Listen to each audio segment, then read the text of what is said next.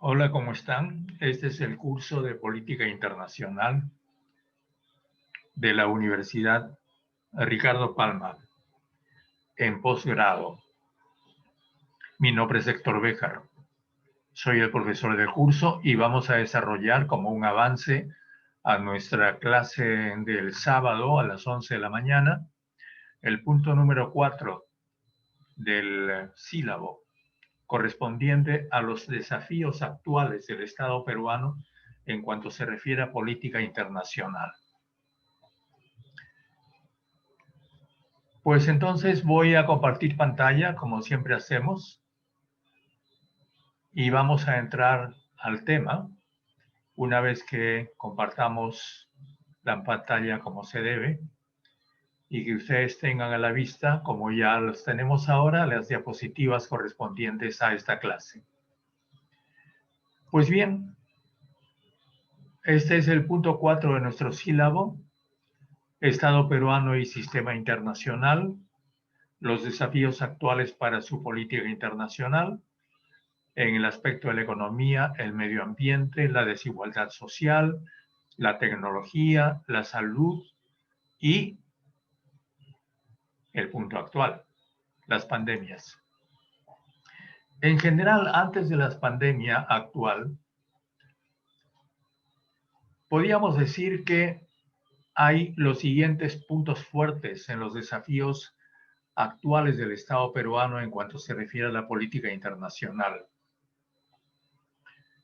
Todo lo que se refiere al medio ambiente son los acuerdos internacionales por el desarrollo sustentable, que están dentro de lo que se conoce como la Agenda 2030, que fue aprobada hace algunos años después de una larga ruta de conferencias internacionales que vienen desde Copenhague 95 y Río 92 por las Naciones Unidas. Y lo otro es lo que tiene que ver con las relaciones del Perú con la OCDE, la Organización de Cooperación de los Países para el Desarrollo. Son los 2 o 3 puntos fuertes de la política internacional peruana hoy día. Parte importante de esto, por supuesto, se refiere a nuestras relaciones con las Naciones Unidas. Recordemos que el sistema de las Naciones Unidas tiene varias partes, el sistema es muy complejo, pero podemos decir que la Asamblea General y sus periodos especiales de sesiones son los eventos más importantes. Luego tenemos la actividad constante de sus organismos técnicos especializados, como por ejemplo la Organización Internacional del Trabajo, el Fondo de las Naciones Unidas para la Infancia, UNICEF, y muchas otras, que es largo enumerar.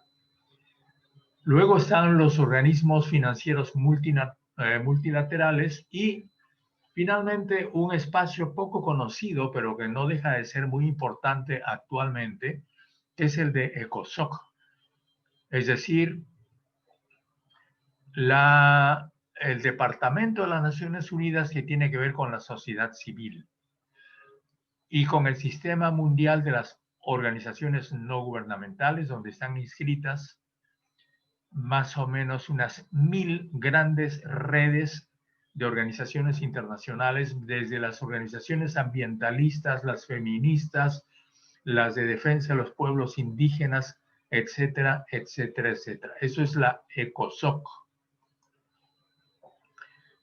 Normalmente los acuerdos de las Naciones Unidas que el Perú firma constan de varios puntos, o de varias partes, mejor dicho. Una primera parte que es la declaración, que es una parte principista, un programa de acción que, como su nombre lo indica, marca una ruta de acciones a desarrollarse en un periodo determinado, los compromisos que tienen que ver con estas acciones, los acuerdos concretos, porque la declaración no es claro, es un gran acuerdo, pero es sobre todo un acuerdo principista, y ya los acuerdos concretos están además muy especificados en las metas, y hay también un sistema de seguimiento por el cual las Naciones Unidas vigilan si los países cumplen o no cumplen los compromisos que han firmado. El Perú, por supuesto, ha participado en una gran cantidad de conferencias internacionales y la mayor parte de estas tiene este sistema. ¿Cuáles son estas conferencias que son las más importantes? La de 1979, que planteó la igualdad social de la mujer. El año 1979 fue el año mundial de la mujer. La de 1989, 10 años después en Nueva York, que planteó los derechos del niño, es la Convención sobre los Derechos del Niño, por la cual se reconoce que el niño es una persona y no un objeto a disposición de los adultos, como se pensaba antes, y por tanto tiene derechos como cualquier otra persona y también derechos específicos. Luego la de 1990, que fue la Cumbre Mundial a favor de la infancia, que fijó mucho la atención en la mortalidad de los niños, porque hasta esa época morían gran cantidad de niños, las tasas de mortalidad infantil eran altísimas, ahora han disminuido bastante. La del 92, que fue la Cumbre de la Tierra, donde se fija el derecho de la población del planeta a gozar de un ambiente sano, fue la que empezó el ambientalismo, estamos hablando de 1992.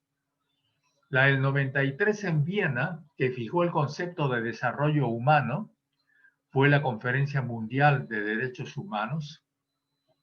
La del Cairo, que fue sobre población y desarrollo y sobre salud reproductiva, todo lo que tiene que ver con la salud sexual, con el sexo, con las relaciones hombre-mujer, fue una cumbre muy discutida.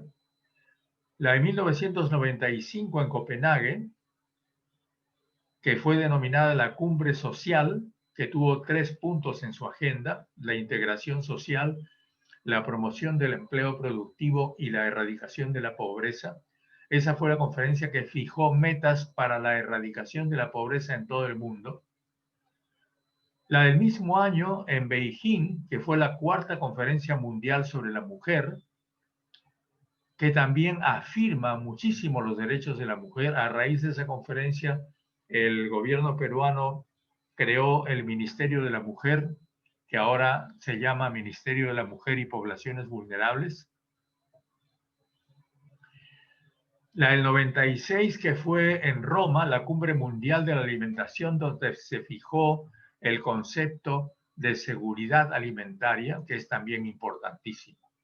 Estas son las más grandes e importantes conferencias de las Naciones Unidas, sin considerar la que firmó o la que fijó, como les dije al comienzo de esta exposición, luego de una larga serie de conferencias, la Agenda 2030.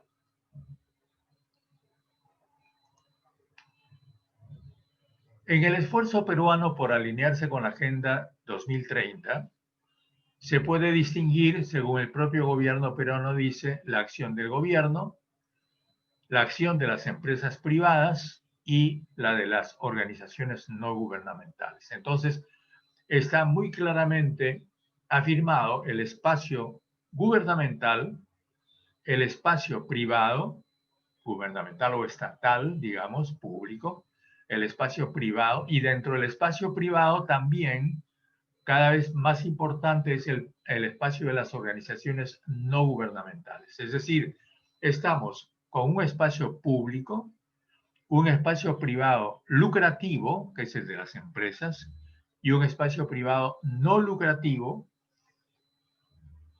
que es el de las organizaciones no gubernamentales, que son todas aquellas organizaciones religiosas y laicas que no tienen objetivos de lucro.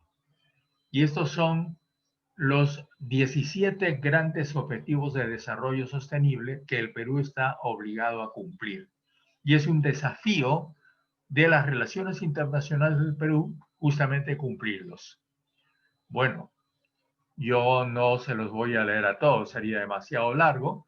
Se los dejo aquí en esta exposición que ustedes van a tener grabada a su disposición, y además los pueden ustedes encontrar en internet porque están absolutamente disponibles y tienen una enorme difusión. Lo que podría decir es que de estos objetivos de desarrollo sostenible, los más importantes son los que se refieren a la pobreza, la obligación de disminuir la pobreza y por tanto la desigualdad social, y los que se refieren a la preservación del medio ambiente. Simultáneamente también, como dije, el Perú determinó en noviembre del 2012 solicitar su incorporación a la Organización para la Cooperación y el Desarrollo Económicos, OCDE. Y se puso en una fila, en una cola, en la cual estaban, además del Perú, Kazajstán, Marruecos y Tailandia. Y fue lanzado el programa País OCDE Perú en diciembre del 2014, antes de la pandemia, cuya misión, cuyo objetivo era precisamente cumplir los requisitos que la OCDE planteaba para ingresar a su organización. Y esas son 60 acciones que suponen adhesión a distintas declaraciones, principios, códigos, convenciones y pues por supuesto cumplimiento de una serie de objetivos tanto económicos como políticos y sociales. Ahora, ¿qué es la OCDE? La OCDE, creada en 1960, fue establecida para continuar el Plan Marshall. Recuerden ustedes, el Plan Marshall es el gran plan de reconstrucción de Europa que empezó en 1947. Tiene, por tanto, sede en París. Es una organización europea, aunque está muy bajo la égida de los Estados Unidos, porque por supuesto Estados Unidos es uno de los grandes financistas de la OCDE. Sus características fundamentales son que enfatiza mucho la democracia y la economía de mercado, es decir, un modelo específico de desarrollo que tiene estos dos factores. Un modelo también de democracia, que es la democracia parlamentaria, ¿no es cierto? Y por supuesto un modelo de economía de mercado, que es sobre todo aquella que está sujeta en los días de hoy a los tratados de libre comercio y al funcionamiento de la Organización Mundial de Comercio, mientras en el aspecto de seguridad está también cubierta por la OTAN. Hay que señalar que Colombia, que es uno de los países que ingresó recientemente a la OCDE, también se afilió a la OTAN y está en la OTAN. Pero la OTAN es la Organización Europea Militar. Ahora, los fines de la OCDE son sobre todo expandir la economía, el empleo, la expansión, especialmente la expansión del comercio mundial, yo diría, sobre una base multilateral, no unilateral. Y por tanto, como ustedes comprenderán, ahora está un poquito a la contracorriente, porque como todos sabemos, la política de Estados Unidos ya no es multilateralista, sino unilateralista, recientemente a raíz de la administración Trump, ¿no?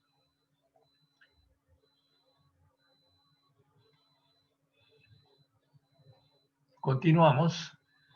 Y pues la OCDE tiene 30 países miembros y si bien su relación se enfocaba inicialmente hacia la industria y la fuerza laboral, esta relación se ha ampliado mucho a las organizaciones no gubernamentales que cada día tienen más influencia en el mundo, las llamadas ONGs. Porque también las ONGs tienen mucha importancia en Europa y casi se puede decir que las ONGs son un modelo europeo. Los representantes miembros de la OCDE se reúnen e intercambian información en comités. Existen alrededor de 200 comités, grupos de trabajo y grupos de expertos. No es una organización democrática porque no tiene una asamblea general como las Naciones Unidas. Solamente hay un consejo que está representado, que está formado por un representante de cada país miembro, más un representante de la Comisión Europea. La Comisión, no la comunidad. La Comisión es el gobierno de la Unión Europea. Este consejo se reúne con frecuencia, las decisiones se toman por consenso y una vez al año hay una reunión a nivel ministerial para discutir asuntos claves y determinar prioridades de trabajo. También en nivel ejecutivo hay una secretaría de la OCDE que tiene sede en París, donde trabajan 2.000 personas, 700 economistas, abogados, científicos y otros profesionales que trabajan en 12 direcciones, que están permanentemente investigando y analizando. Y el financiamiento corresponde a sus 30 países miembros. Y cada miembro está obligado a una cuota relacionada con el Producto Bruto Interno de ese país. El mayor contribuyente, por supuesto, como les dije al comienzo de esta exposición, son los Estados Unidos, que en realidad provee aproximadamente la cuarta parte del presupuesto de la OCDE. Otro poderoso financista es también el Japón. Bueno, aquí tenemos los países más influyentes de la OCDE: Alemania, Australia, Austria, Bélgica, Canadá. Y luego ya tenemos los chicos, ¿no? Que son Chile, Dinamarca, Eslovenia, España, Estados Unidos, por supuesto, está entre los grandes. En fin, aquí están los 36 miembros en esta diapositiva. Para ponerse en funciones respecto a la OCDE, el Perú usó algo que ya existía, que es el CEPLAN, que es el Centro Nacional de Planeamiento Estratégico. Actualmente el secretario es el economista Luis Abugataz. Es la entidad que opera como punto focal para la Agenda 2030. Y eso ha supuesto la actualización del Plan Estratégico de Desarrollo Nacional. El CEPLAN ha impulsado la construcción de una visión del país al 2030 y la formulación de un plan estratégico de desarrollo nacional alineado precisamente con los ODS, con los Objetivos de Desarrollo Sustentable aprobados en la Agenda 2030. Es decir, eso supone que el Estado peruano está, digamos que, alineado en torno, por un lado, a las Naciones Unidas, en la medida en que acepta cumplir la Agenda 2030, y por otro lado a la OCDE, en la medida en que está solicitando su admisión por la OCDE. Hay una visión preliminar que ustedes pueden ver en internet. Aquí yo les estoy dejando la dirección del Acuerdo Nacional, que además opera. Este acuerdo nacional opera en contacto con este organismo de planificación estratégica que tiene el gobierno. Y también en todo el país hay una serie a nivel provincial y distrital de las que se llaman mesas de concertación de lucha contra la pobreza, formadas hace muchísimos años, hace por lo menos 20 años, durante el gobierno de Alejandro Toledo. Y continuaron más o menos disminuidas, pero ahí están y tienen una secretaría precisamente también en la presidencia del Consejo de Ministros. El Perú envió su primer informe nacional voluntario el año 2017, en el cual establecía cómo se comprometía a la elaboración de informes anuales para dar cuenta de lo que iba haciendo con respecto a los objetivos de desarrollo sustentable, y eso supone el cumplimiento de una serie de indicadores cuya lista se las estoy poniendo aquí. Esos indicadores que están vigilados por el Estado peruano y por ese plan, con Luisa Bugatás, están referidos a la pobreza monetaria total, al porcentaje de nacidos vivos con bajo peso, estudiantes de segundo grado de primaria que comprenden lo que leen, la población rural con acceso al agua potable, el alcantarillado, la tasa de crecimiento anual del PBI real per cápita, el porcentaje de la población ocupada con empleo formal, el coeficiente Gini, eso es muy importante porque da el indicador de cómo andamos en distribución de ingresos, la tasa de victimización del ciudadano frente a hechos delictivos, es decir, cómo se siente la ciudadanía respecto de la seguridad, el porcentaje de detenidos que no han sido sentenciados, los ingresos corrientes del gobierno central como por ciento del PBI. Eso da también una idea de la solvencia del gobierno. La inversión extranjera directa como por ciento del PBI, eso significa que el Perú se obliga a tener inversión extranjera directa. Y se establece que la línea de base para todas estas cifras es el 2017 y por supuesto quien lleva la cuenta de estos indicadores es el organismo especializado que en el Perú es el INAI, el INEI, el Instituto Nacional de Estadística e Informática.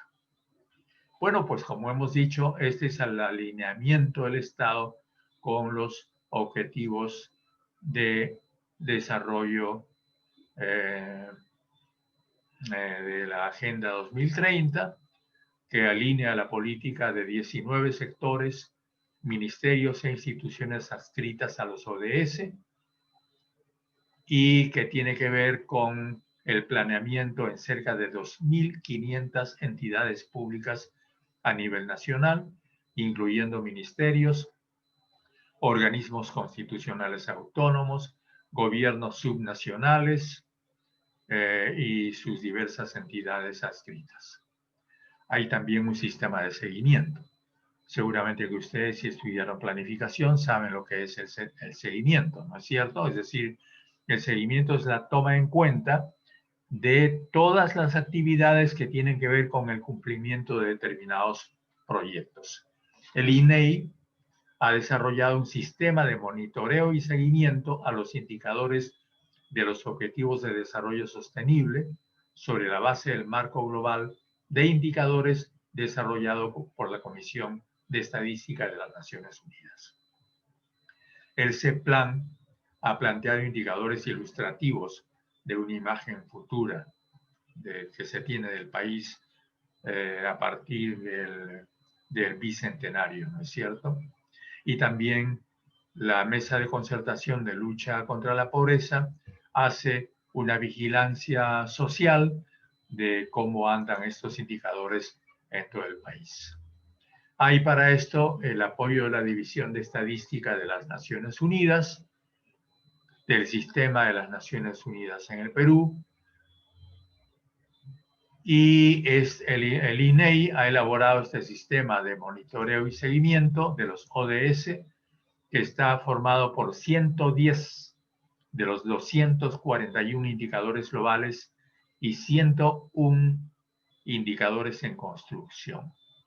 Todavía no se posee información suficiente para la construcción de otros 30 indicadores.